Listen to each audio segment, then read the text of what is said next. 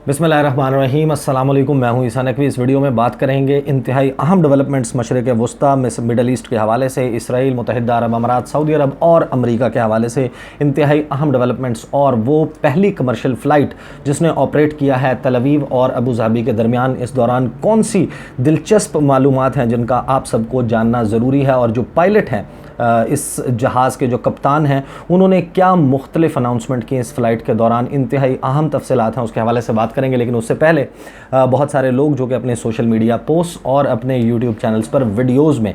ये दावा कर रहे थे 5 अगस्त को, जिस वक्त वज़ीर ख़ारिजा शाह महमूद कुरैशी ने सऊदी अरब के हवाले से बयान दिया, जिसके बाद बाकायदा एक डिप नज़र आ रहा था सऊदी अरब और पाकिस्तान के ताल्लुकात के हवाले से। और ये साहिबान दावा कर रहे थे कि 12 घंटे, 14 घंटे या 24 घंटे डेड लाइनें पोस्ट कर रहे थे कि वज़ीर ख़ारिजा शाह महमूद कुरैशी अब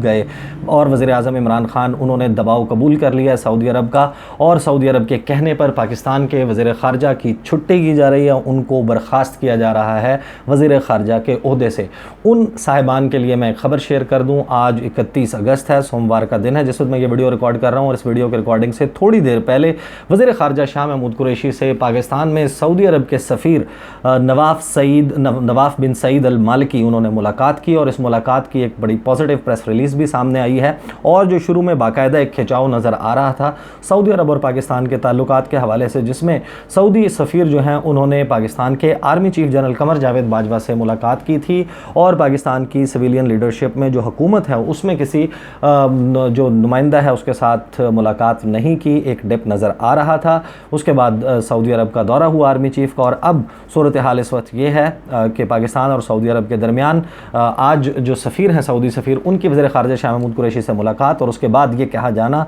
कि दो तरफ़ा ताल्लुकात के तमाम उमूर पर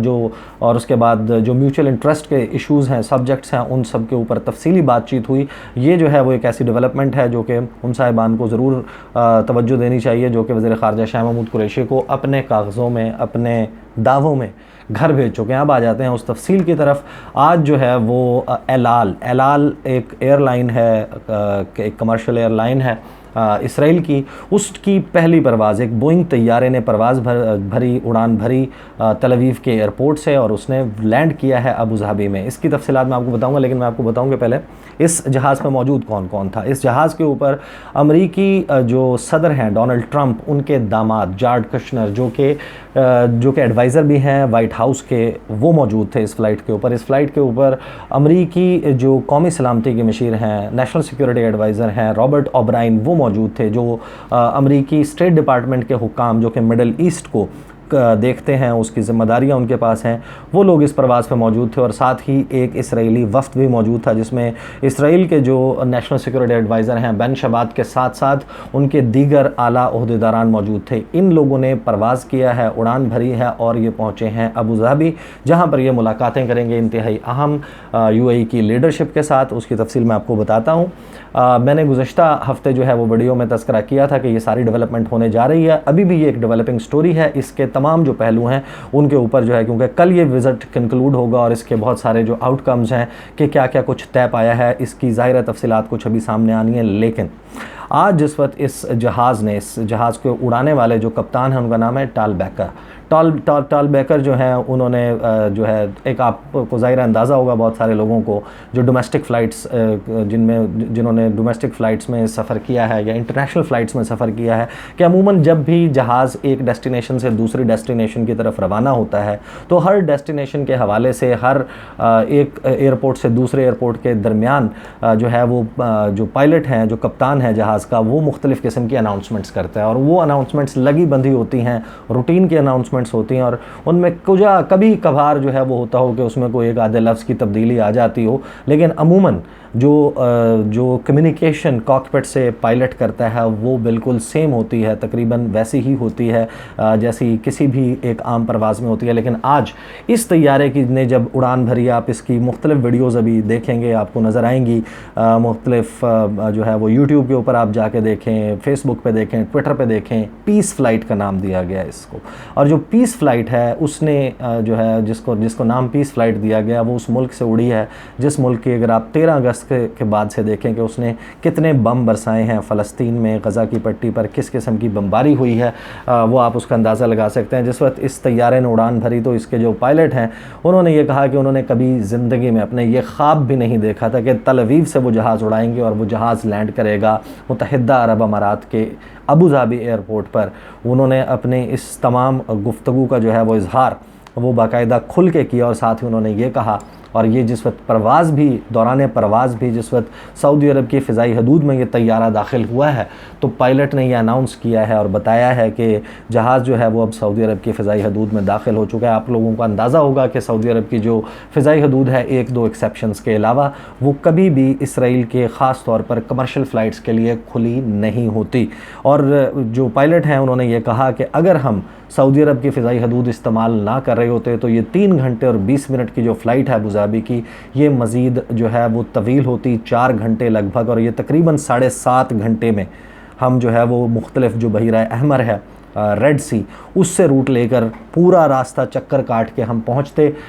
यहाँ पर। और इसके जो तफसीलात हैं उसका आप अंदाज़ा लगाइए कि इस सारे मामले में सऊदी अरब जो बज़ाहिर ये नज़र आता था इस सारी डेवलपमेंट के बाद जो 13 अगस्त की हुई, जिसमें बेंजामिन नेतन्याहू इसराइली वज़ीर-ए-आज़म, अमरीकी सदर डोनाल्ड ट्रंप और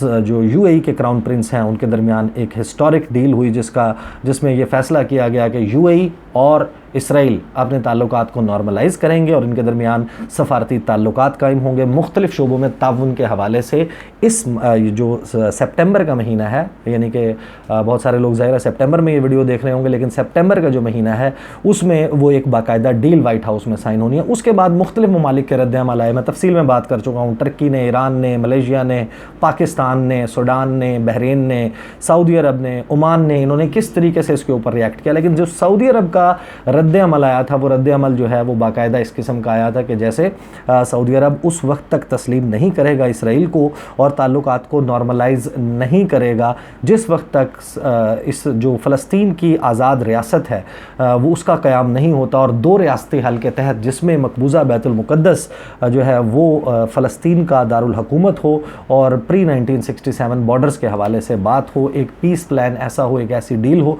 उसके बग़ैर इसराइल को तस्लीम नहीं किया जा सकता। अगर ये तस्लीम नहीं करना नहीं है तो फिर क्या है कि आपने इसराइल के कमर्शियल परवाज़ जो है एक रजिस्टर करने का तरीका होता है अपना कोई भी प्रोटेस्ट या किसी को अपना मैसेज बावर कराने के लिए आपने जो है वो फ़िज़ाई हदूद जो है वो अब खोल दी इस कमर्शियल परवाज़ के लिए। यूएई आपका दोस्त मुल्क है, इसराइल तो अभी आपका दोस्त मुल्क नहीं है। और एल आल एयरलाइन की जो परवाज़ें हैं आपने उसको बाकायदा आज एक अप्रूवल सऊदी अरब की तरफ से दे दिया गया है।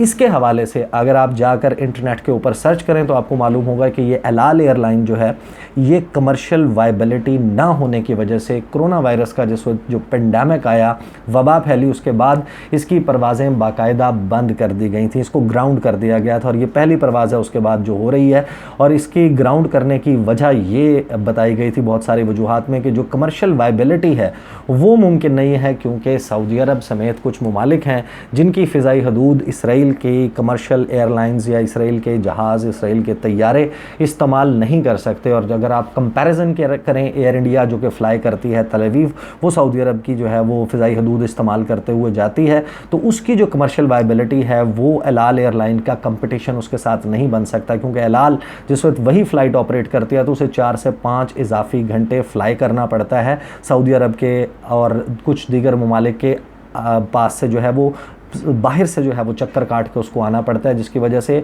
उसको कंपटीशन में एयर इंडिया जो है उसको कम्पीट नहीं कर सकती। तो एल आल एयरलाइन को बाकायदा कमर्शियल की बुनियादों की वजह से, कमर्शियल वायबिलिटी ना होने की वजह से ग्राउंड कर दिया गया था। और आज की डेवलपमेंट के बाद एविएशन एक्सपर्ट्स जो हैं वो बाकायदा ये कह रहे हैं कि अब जो है वो एल आल एयरलाइन समेत जो इसराइल की बहुत सारी एयरलाइंस हैं वो अब पर तोल रही हैं कि वो जो मशरकी डेस्टिनेशंस हैं मुख्तलिफ जो हैं वो गल्फ़ कंट्रीज़ हैं उनके ऊपर से प्रवास करते हुए इंडिया हो, सिंगापुर हो, इन तमाम जगहों की इन डेस्टिनेशंस, हांगकॉन्ग जाना हो, उन्होंने चाइना जाना हो, किसी और जगह जाना हो, तो वो अब बड़ा इजीली ऑपरेट कर सकेंगे। तो बाकायदा एक बिज़नेस कुशन वो सऊदी अरब ने फराहम कर दिया है। और मैंने अपने एक व्लॉग में मई के महीने में 23-24 मई को एक व्लॉग किया था, उसमें वीडियो की थी, उसमें मैंने बताया था कि कोरोना वायरस की के बुनियाद पर कि उसकी मदद करनी है फ़लस्तीन की, तो जो पहला एक मेजर स्टेप यूएई की तरफ से सामने आया था इसराइल को तस्लीम करने के हवाले से, वो मई के महीने में आया था। रमज़ान के दिन थे और ग़ालिबन 26 या 27 रमज़ान की बात है कि एक कमर्शियल परवाज़ ने फ़्लाई किया था यूएई से और उसने लैंड किया था तल अवीव। वो अपने साथ वो कार्गो प्लेन था, उसमें मौजूद था मुख्तलिफ़ अशिया मौजूद थी जो कि फ़लस्तीन की इमदाद के नाम पर भेजी गई थी। वो रिजेक्ट कर दी थी फ़लस्तीन ने कि ये पहला अमली कदम उठा रहा है यूएई। और फिर देखा हमने कि इसी तरीके से हुआ। 13 अगस्त को ये डील साइन हुई और 13 अगस्त की इस डील की बुनियाद के ऊपर फ़लस्तीन ने बाकायदा ये कहा गया कि उनकी पीठ में छुरा घोंपा गया, उनके साथ बेवफाई की गई है, उनके साथ गद्दारी की गई है और जो फ़लस्तीन का जो पैलेस्टाइन कॉज़ है उसको नाकाबिल तलाफ़ी नुकसान पहुँचाया गया। अब ये फ़्लाइट जो है वो लैंड की उनके जो हुक्काम हैं इस वफ़्त में, जो अमरीकी वफ़्त है, इसराइली वफ़्त है, एक बाकायदा ट्राइलेटरल मीटिंग्स का सिलसिला है जो कि अपने काउंटर पार्ट्स के साथ जारी है इस वक्त मुत्तहिदा अरब अमारात में, और कल भी ये मीटिंग्स जारी रहेंगी। और इनके हवाले से ज़ाहिर है कि बहुत सारे मुआहदे हैं जिनके ऊपर बातचीत की जा रही है, टूरिज़म के हवाले से, एजुकेशन के हवाले से, साइंस के शोबे में और मुख्तलिफ़ शोबाजात में। आज जो है वो इब्रानी ज़बान में हेब्रियू में ट्वीट किया जो इसराइली वज़ीर आज़म हैं बेंजामिन नेतन्याहू। यूजुअली जो है वो अंग्रेज़ी में भी ट्वीट करते हैं, लेकिन हेब्रियू में ट्वीट करने का मकसद ये होता है कि वो अपनी ऑडियंस को इस हवाले से बता रहे हैं। और उन्होंने पीस के हवाले से बात की, मुख्तलिफ जो है वो उसका मैं सिलसिला जारी रखता हूँ, अज़ान के बाद गुफ्तगू करता हूँ। जी, तो इब्रानी ज़बान में इसराइली वज़ीर आज़म बेंजामिन नेतन्याहू ने ट्वीट किया और ट्वीट में उन्होंने ये कहा कि पीस फॉर पीस, यानी अमन के बदले अमन मिल रहा है। और ये बाकायदा जो उनका एक बिलीफ था, एक स्ट्रॉन्ग बिलीफ था जिसका इजहार वो मुख्तलिफ़ मौक़े पर कर चुके हैं कि ये मुमकिन नहीं है कि अरब वर्ल्ड जो है, जो अरब स्पीकिंग कंट्रीज़ हैं, इस्लामी ममालिक हैं, उनमें से किसी भी मुल्क के साथ ताल्लुकात कायम हो सकते हैं। सिर्फ़ उसकी एक ही सूरत है कि अगर ट्रेड किया जाए लैंड को, बाकायदा जो फ़लस्तीन है उनकी जगह, फ़लस्तीनियों की जगह छोड़ी जाए, फ़लस्तीनी रियासत के क़याम का जो है वो उसको तस्लीम किया जाए और उसकी एक वाइबल सलूशन की तरफ बढ़े बगैर ये मुमकिन नहीं है कि अरब वर्ल्ड के साथ आपके ताल्लुकात कायम हो सकें। ये कहना था बेंजामिन नेतन्याहू का आज तक, लेकिन आज की जो उनकी इब्रानी ज़बान की ट्वीट है उसमें उन्होंने ये कहा कि ये हमें अमन के बदले अमन मिल रहा है। ये जो जहाज़ है एल आल एयरलाइन का, इसके ऊपर 3 ज़बानों में, इसमें अरबी में, इसमें इब्रानी ज़बान हेब्रियू में और अंग्रेज़ी ज़बान इंग्लिश में, इन 3 ज़बानों में बाकायदा लफ्ज़ जो है वो अमन, पीस जो है वो लिखा गया था। ये किस हद तक जो है वो ज़ाहिर जो जज्बात हैं लोगों के वो वाज़ेह हैं कि फ़लस्तीन जो है और फ़लस्तीनियों की जो रियासत, आज़ाद रियासत का क़याम है, उसके बग़ैर ये करना जो है वो बाकायदा एक जो है वो गद्दारी या एक धोखा दही के ज़ुमरे में आता है। बहरहाल ये डेवलपमेंट्स हैं। यूएई जो है वो एक ख़ुद मुख्तार आज़ाद मुल्क है, वो अपने फ़ैसले करने का इख्तियार रखता है, लेकिन ये जो सब कुछ हुआ है उसके बाद बाकायदा अब जो इसराइली बिजनेसमैन हैं उनकी तरफ से बड़ी पॉजिटिव स्टेटमेंट्स आ रही हैं। वो कह रहे हैं कि हम तो कल तैयार हैं अरब डॉलर्स की इन्वेस्टमेंट करने के लिए यूएई में, और एग्रीकल्चर के मामले में और साइंस एंड टेक्नोलॉजी के मामले में मुख्तलिफ जो हैं जो शोबे हैं उनमें ताउन बढ़ाने के लिए तैयार हैं। कल की मुलाकातें ये बहुत सारे लोग जो हैं वो देखेंगे वीडियो मंगल के रोज़। आज की मुलाकातें उनके लिए मैं कह देता हूँ वो बहुत इंपॉर्टेंट होंगी। कौन कौन से एग्रीमेंट्स जो हैं वो होने जा रहे हैं, जार्ड कुशनर इसके हवाले से क्या स्टेटमेंट्स दे रहे हैं और यूएई की तरफ से इसके ऊपर क्या बयान आता है, उसके ऊपर तफसील से आगे आने वाली वीडियो में बात करूँगा इंशाल्लाह। लेकिन साथ ही ये भी बताऊँ मैं आपको कि आज रात लेट नाइट इंतज़ार कीजिएगा, या जो आज ना देख सकें वो कल सुबह देख लें। जो ईस्टर्न लद्दाख है, मशरक़ी लद्दाख, उसमें दोबारा मूवमेंट हुई है चीनी ट्रूप्स की। उसके हवाले से कुछ तफसीलात अभी मौजूद हैं, कुछ तफसीलात आ रही हैं। बाकायदा गर्मा गर्मी जो है वो इस वक्त एक मरतबा फिर उरूज के ऊपर जाती हुई दिखाई दे रही है इंडिया और चीन के दरमियान। वो क्या तफसीलात हैं वो मैं आपको इसके बाद आने वाले जो वीडियो है उसमें इंशाल्लाह बताऊँगा। अगली वीडियो में आपके साथ मुलाकात होगी। मुझे इजाज़त दीजिए। अल्लाह हाफ़िज़।